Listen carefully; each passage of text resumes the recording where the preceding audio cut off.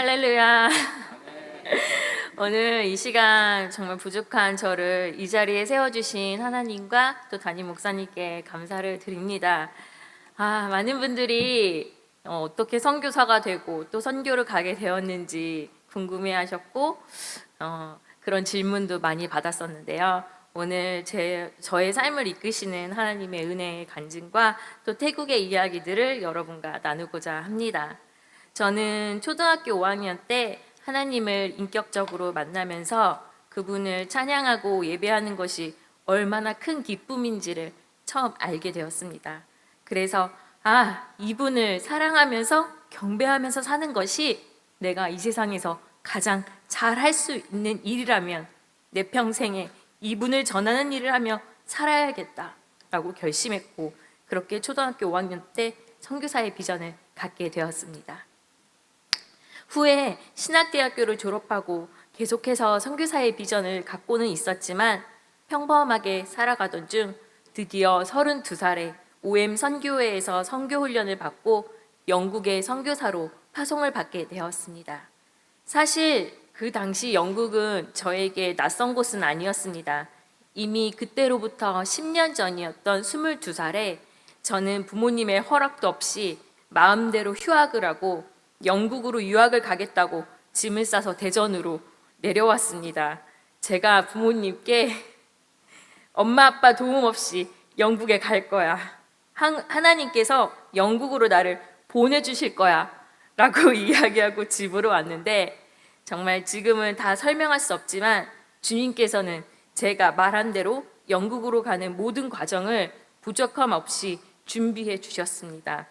그렇게 영국으로 가는 비행기를 탔고, 당시 저는 조금이라도 더 싸게 가겠다고 일본으로 경유를 하게 되었는데, 그곳에서 저는 그만 영국행 비행기를 놓치고 말았습니다.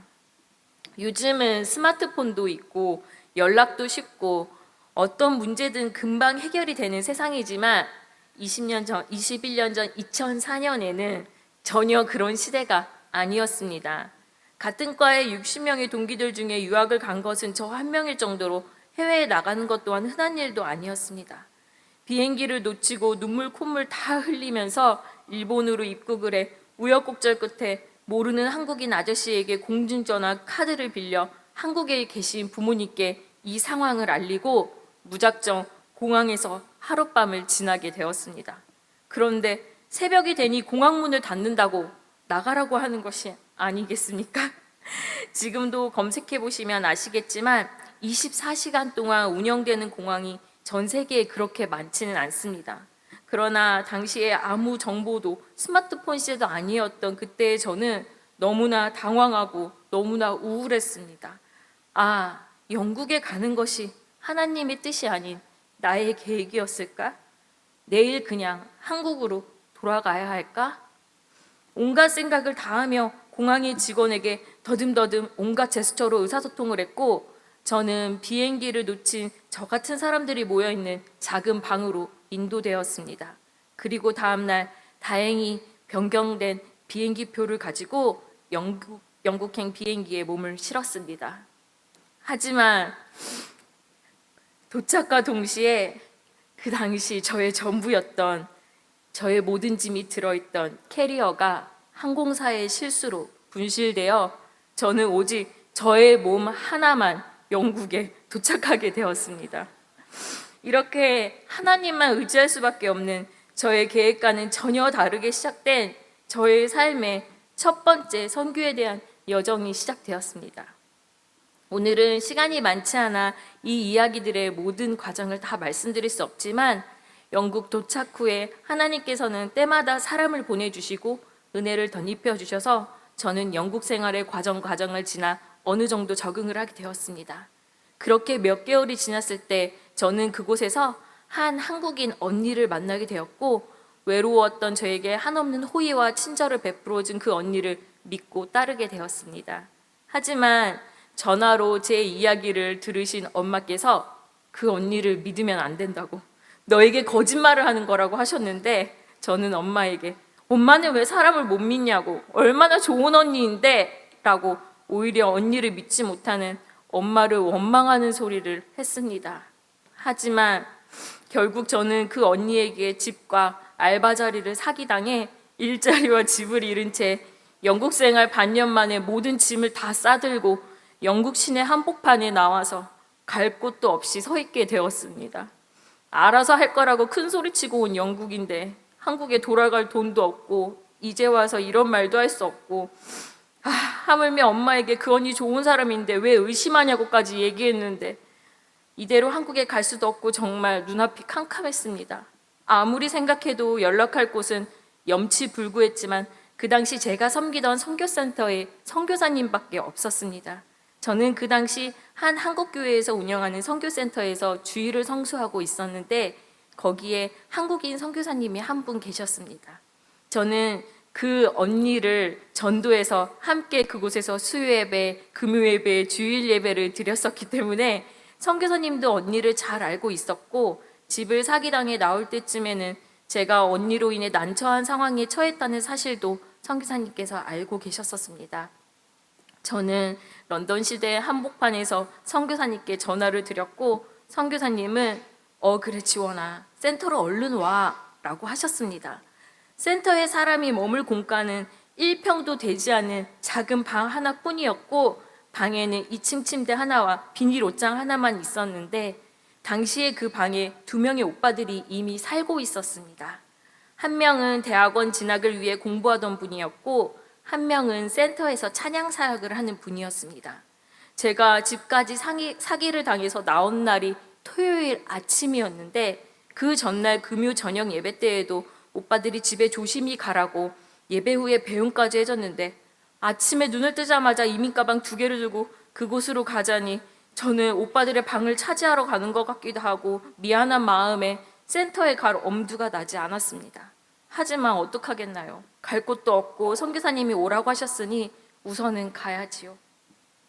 무거운 마음으로 짐을 들고 센터에 갔더니 선교사님이 환하게 웃으면서 반겨주시며 그 방으로 저를 데려가셨습니다. 그런데 그 전날 밤에도 분명 오빠들이 있었던 그 방은 깨끗하게 싹 비워져 있었습니다. 너무 어안이 벙벙해 어찌된 일인지 선교사님께 여쭈었더니 대성이는 대학원 합격했다고 해서 오늘 아침 일찍 대학원 기숙사로 들어갔고 원희는 사촌동생이 갑자기 영국에 왔다고 같이 산다고 나갔어. 그의 아버지가 로또 1등에 당첨돼서 영국 생활을 좀 해본다고 왔다고 하더라. 그날부터 그렇게 저의 선교센터의 생활이 시작되었습니다. 매일 선교사님과 새벽 예배를 드리고 전도하고 센터에 찾아오는 노숙자들에게 식사를 챙겨주고 이야기를 들어주고 그러다 결국 센터의 찬양단 리더를 맡게 되고 성경 모임의 소그룹 리더까지 하게 되었습니다. 영어도 잘하지 못하는 제가 그곳에서 영국 사람들을 섬기고 복음을 전하며 1년을 보내게 된 것이었습니다. 그 당시에 저는 하나님께서 선교센터를 하루도 비우기 싫으셨구나 라고 생각했습니다. 하지만 지나고 보니 하나님은 애초에 저를 영국으로 유학이 아니라 선교사로 보내셨던 것이었습니다. 23살의 선교센터의 삶은 정말 너무 힘들고 어렵고 눈물 나고 고생 그 자체였습니다.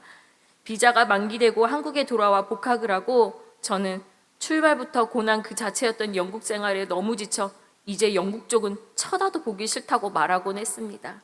그런데 그렇게 10년의 세월이 지나고 32살 OM 선교회를 통해 하나님은 저를 선교사로 다시 그 땅에 부르셨습니다.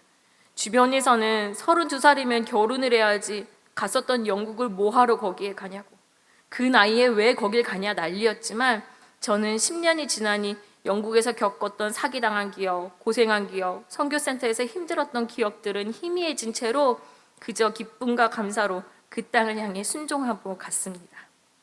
그리고 그곳에서 저의 평생의 반려자 강석훈 선교사를 만났습니다. 저희는 선교사역을 마치고 한국으로 돌아와 결혼 준비를 하면서 결혼 후 바로 선교지로 다시 나가자고 이야기하곤 했었는데 결혼 후 살면 살수록 그것은 저의 비전이고 오직 저의 마음이었음을 알게 되었습니다. 여보, 선교 가자, 선교 가야지 라고 하면 그래야지 짧게 대답하던 남편은 시간이 흐르면서 가야지. 근데 나는 지금 목회가 좋아. 가야지. 근데 나는 중고등부 사역이 너무 재밌네. 가야지. 근데 여보, 나 한국에서 목회하면서 살고 싶어. 가야지. 근데 여보, 나는 한국말로 설교하고 싶어. 그래야 내가 살아. 영국에서 선교사로 있었을 때 언어에 스트레스가 많았던 강 목사는 한국말로 설교 못하면 자기는 살 수가 없다고 말하면서 한국에서의 목회를 계속 주장했습니다. 그래도 저는 그럼 담임 목사 돼서 나를 선교사로 파송해줘요. 아이들은 당신이 키우고 라고 말하며 저의 선교의 비전을 강력히 어필했습니다. 그리고 아이들 육아와 코로나로 선교와 멀어진 듯한 삶이 그렇게 흘러갔습니다. 하지만 저의 절대 포기하지 않는 비전을 향한 그 마음과 간절함이 하나님께 통했는지 영국을 떠나온 지 10년 차가 되었던 2023년에 남편의 마음도 조금씩 움직이기 시작했습니다. 담임 목사님의 배려로 비전센터에서 지내게 된 OM 선교팀과 교제하며 또 청년들과 떠난 캄보디아 단기 선교를 통해 남편은 목회도 좋지만 선교사로 살고 싶다는 고백을 했습니다. 드디어 하나님의 때가 왔다는 마음이 들었고 저희는 어느 나라를 향해 가야 할지 기도하기 시작했습니다.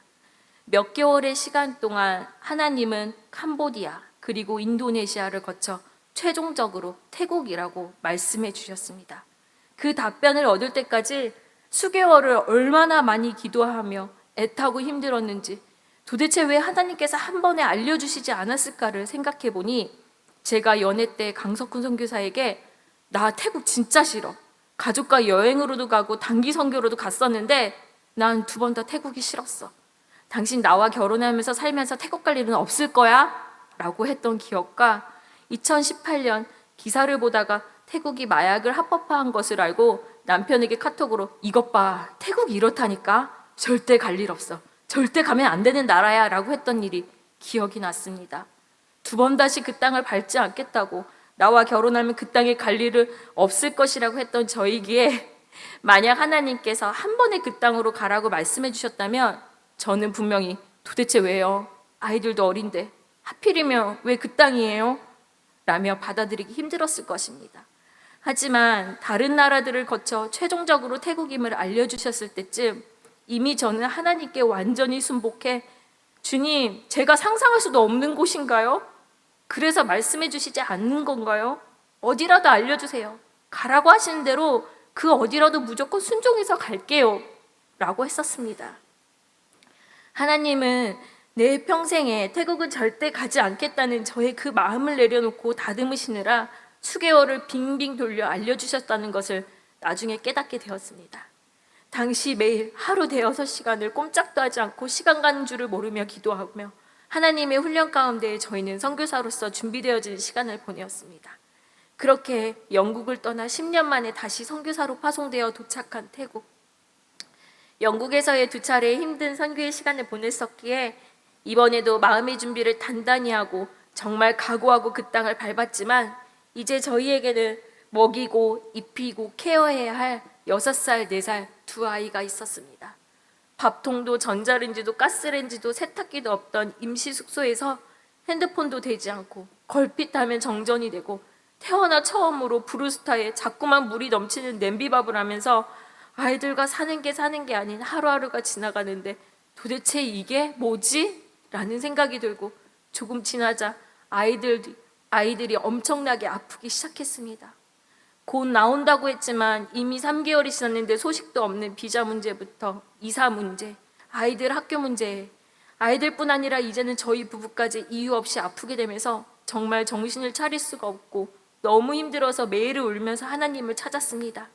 그리고 밤마다 아이들이 잠들면 남편을 붙잡고 더 늦기 전에 그냥 돌아가자고, 누가 억만금을 준다 해도 더는 못하겠다고, 곧 숨이 넘어갈 것 같다며 울었고 밤마다 한국행 비행기표를 검색하며 잠들곤 했습니다. 하지만 하나님께서는 시간이 지나자 정말 놀랍게도 저희의 세세한 필요들을 사람과 환경을 통해 조금씩 하나하나 채워가시며 일하셨고 기가 막힌 타이밍에 저희를 도울 자를 보내주시며 모든 문제들을 순차적으로 천천히 하나씩 풀어가셨습니다. 몇 개월이 그렇게 정신없이 흘러 집, 살림, 비자, 학교 등 해결할 길이 보이지 않던 것들이 해결되어지고 그분이 일하심을 그저 바라보면서 우리가 얼마나 나약하고 할 수 있는 것이 없는 존재인지를 알게 되었습니다. 하나님은 우리를 너무도 사랑하시기에 그분의 성품을 닮아가고 그분을 더 깊이 알아가고 그분이 책임지시고 이끄시는 삶을 누리게 하시려고 그 땅에 보내셨음을 저희에게 보여주셨습니다.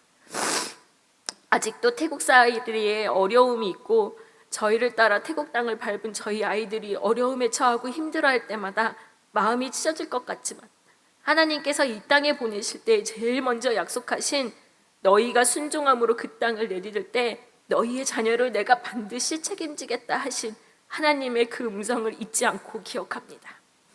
나의 인간된 생각과 계획, 미래를 모두 내려놓고 오직 순종함으로 하나님께서 이끄시는 대로 나아갈 때 저희의 아이들이 겪는 이 모든 시간들도 하나님께서 책임지시고 은혜로 더하여 주실 것을 믿으며 주님을 바라보며 나아가고 있습니다.